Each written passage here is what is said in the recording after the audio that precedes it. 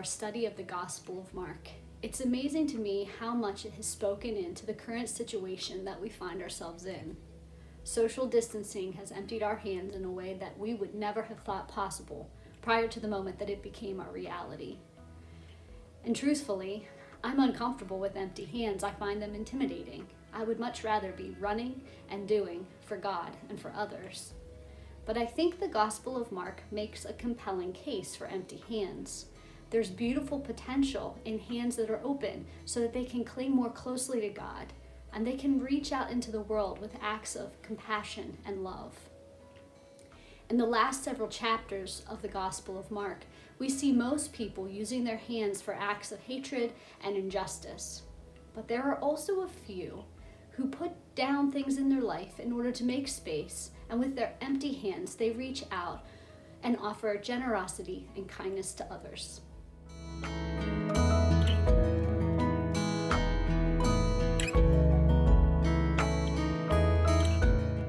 One set of beautiful hands belongs to the poor widow, who brings 2 small coins to place into the temple treasury.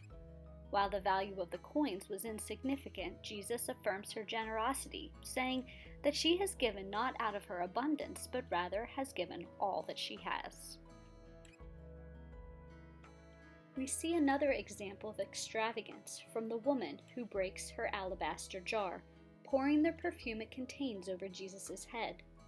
It would have been her most valuable possession, security against an unknown future.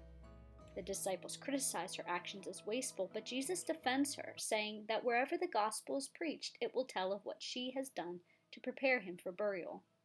Considering the strength of the perfume, its fragrance would likely have lingered on Jesus throughout his upcoming trial and death.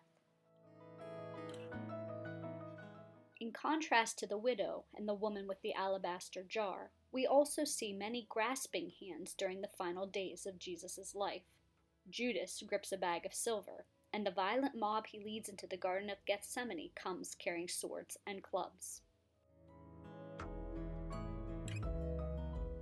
Later, in the presence of Pilate, the crowd stands with shaking fists, demanding, "Crucify him! Crucify him!" When Pilate gives in to the pressure of the crowd, he claims to wash the responsibility of Jesus' blood off of his hands. But the bloodstains remain, for he allowed a terrible perversion of justice to occur under his leadership.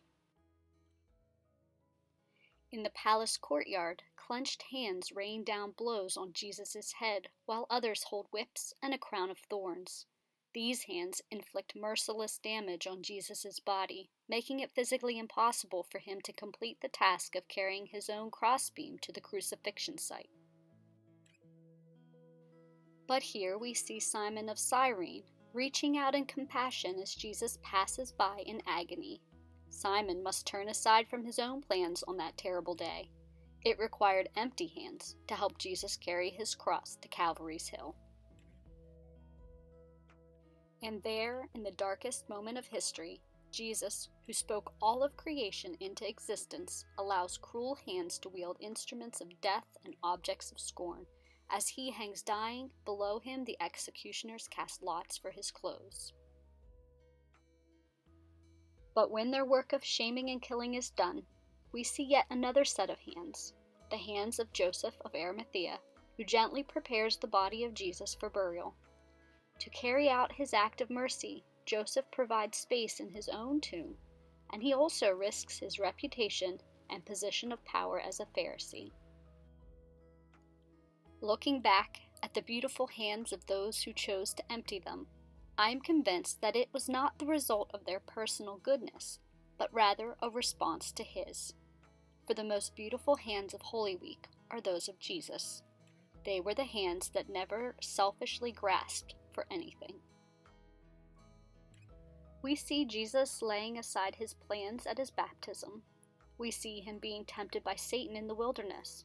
Satan questions his identity as the Son of God, but Jesus refuses the opportunity to prove it. Satan offers an easier way to rule all the kingdoms of the world, but Jesus chooses God's will and way instead. He leaves home and family in order to take the message of God's love to his people. When crowds gather, attracted by the miracles he performs, Jesus leaves for the outskirts of town. He lets go of wealth and power and popularity, and even forgoes his personal needs for food and rest and shelter. He walks this path, continually emptying himself all the way to the cross, where he ultimately lays down his life for the sake of us all. Even in the midst of our current crisis, even as we struggle with feelings of emptiness and isolation, even as we look into the future uncertain of what it will bring, we can be certain of this. We can trust ourselves to God's hands, for the cross proves them to be the hands of perfect love.